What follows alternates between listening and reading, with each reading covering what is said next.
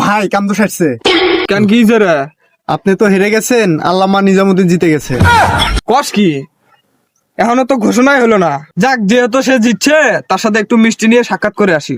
চলো। ভাই আপনার চিরশত্রু আপনার সাথে মনে হয় দেখা করতে আসতেছে, আপনার গেটে দেখলাম। কে আসতেছে? নয়ন পাটোয়ারি আসতেছে। এই শালা তো নির্বাচনের আগেও জ্বলাইছে, এখন ফির কিসে যাচ্ছে? তারা রেডি থাই। ঠিক আছে ভাই।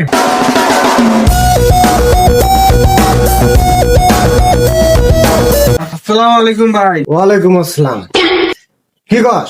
ভাই আপনি তো জিতছেন, শত্রুতা বলে মিষ্টি নিয়ে এসেছি, মিষ্টির কার্টুনটা নেন। মিষ্টির কার্টুনটা দাও।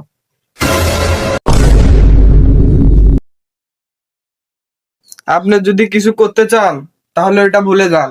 গেটের সাংবাদিককে বলে এসেছি যে আমার যদি কিছু হয় তাহলে আল্লামা নিজামুদ্দিনকে ধরবে। এ হারামি কয় কি রে?